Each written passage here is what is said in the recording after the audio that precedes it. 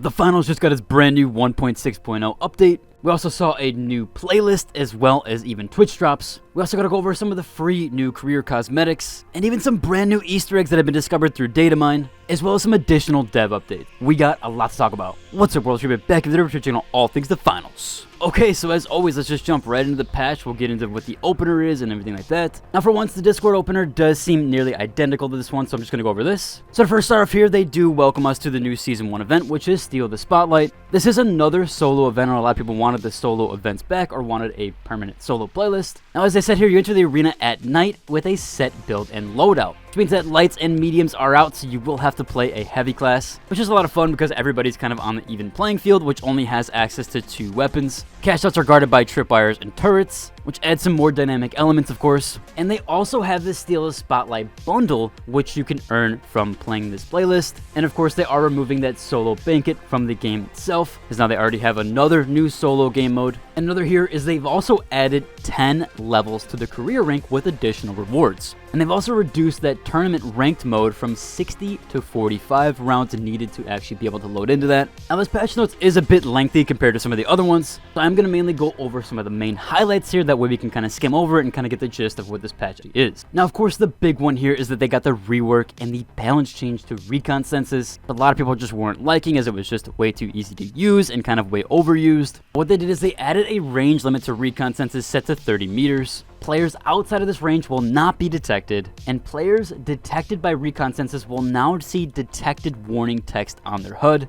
And of course, they went over here, there's a dev note here saying that the recon senses have been much more common in the meta than they intended, which can cause confusion for some new players, and the reduction in range and the warning given to detected players will bring the abilities back in line with other specializations. Which, yeah, again, a lot of people were really upset with recon senses and how strong they were, so this should add a nice element there to kind of mitigate that a little bit. Now, they also had some refinements to close ranged aim assist. Now, under the controller section here, there is a few changes for that. So they added the gyro aiming options for PS5 DualSense and the PS4 DualShock controllers. They also fixed a major issue here with aim assistance sensitivity reduction that caused almost no sensitivity reduction to be applied to targets closer to the player than 20 meters, which, yeah, I think there was a lot of complaints about that. There was even some bullet spread or dispersion and aim assist stuff and discussion there. So it does seem like that was a bug, and obviously encapsulated in this major issue here that they've kind of been fixing over the course of these patches. There was also apparently some reduced input latency on the PS5, so there was some major console updates there. Now, another really cool thing here is that the dome shields will now use squad colors if the use enemy color settings is enabled. So no more just plain red, they'll use the squad colors, which I think gives more uniformity to the actual game itself. Now, the vanishing bomb actually got some changes here, where they increased the invisibility to interrupt grace period for teammates from 0.65 to 0.8. They also increased the invisibility to interrupt grace period for the player from 0 to 0.35 seconds. Another nice change here is they also increased the duration of the vanishing bomb invisibility on teammates from 5 to 6 seconds. Obviously, this also applies to self, but that is a nice change there, as the vanishing bomb does feel a little bit weak as far as the specialization goes and for how long it lasts. Now, Zipline also got some further improved placement validations that should make them even easier to deploy. We also had some map changes, but there wasn't anything too major there. And also, we did have some animations and audio fixes, with a dev note here saying that it should now be clearer for players to tell friendly players apart from enemies and their own footsteps. Definitely a super nice change there.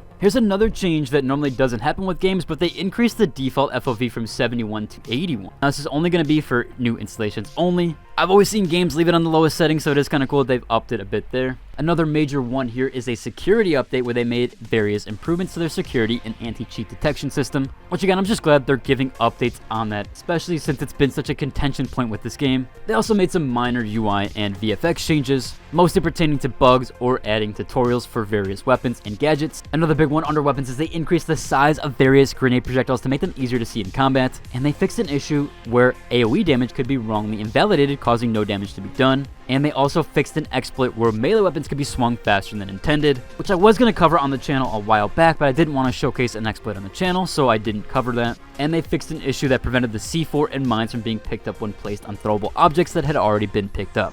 Those are the big major highlights. If you do want to check out the full patch notes, and there is like a lot of various things here that kind of aren't as major, I will link both the official page for the patch notes for 1.6.0 and the Steam page for it as well. Now, we do have those big Easter egg discoveries where, one, I have to play an audio for you that was found within the data files itself. So seemingly this was data mined by a Reddit user named Coyote Peterson. I'll play the audio that he found for you now. It's lights out in the arena. From all of us here at the finals, thanks for watching.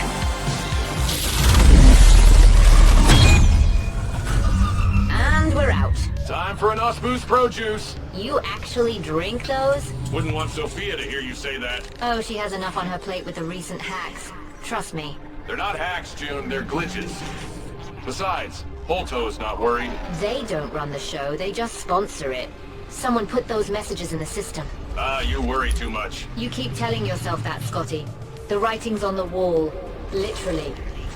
So it does seem like there's going to be some sort of kind of hacked broadcast, and we also do have some imagery that also aligns with this as well, where another Reddit user had found this image where it says this broadcast has been hacked by CNS. And also says below here, I seek the truth beyond the walls. And then again at the bottom here, it says 1 night, 3 dawns, see the signs. So we are getting some other major finals lore and a bit of Easter eggs within the actual game itself. I know the Easter egg hunting community has been a little bit starved as of late, as they haven't had a ton of material as they did with the game's launch. However, that's mostly obvious since we had so much with the game's launch. Again, it is super cool to see that they're actually putting Easter eggs within the game itself. Now, another big update that just happened is we do have some Twitch drops that just went live. Here we have a post from Embark Oscar who goes over here that they've got 3 brand new Twitch drops that are live right now. And basically you can watch any streamer. So this is not limited to one streamer specifically or limited to several streamers or there's like a list or official list. No, you literally can tune into anybody streaming the finals, and I'm assuming that anybody streaming the finals can also turn drops in within their settings. So if you are a Twitch streamer watching this and you want to turn on your Twitch drops, make sure you have that enabled in your settings. So if you do watch for 1 hour, you will get the Master Plan Markup Spray. If you watch for an additional 2 hours, you'll get the Lockbox Locket Gun Charm. And then if you watch for 4 hours, you'll be able to claim the Tungsten Disguise Helmet. There's some decent cosmetics there. We're getting free cosmetics both within the game and this new game mode. And we're also getting some new Twitch drops here, so a lot of new free cosmetics going around. Also, another major update if you are on the Discord and have been using the Discord. They actually did do some updating with the Discord itself. Now, they added some voice channels finally, which can only then be created by Rising Star roles. And in order to get that role, you kind of just have to be a little bit more chatty and talk in the Discord. Now, existing VCs can also be joined by those with the contestant role. So you don't have to be Rising Star to actually join these channels, just to create them.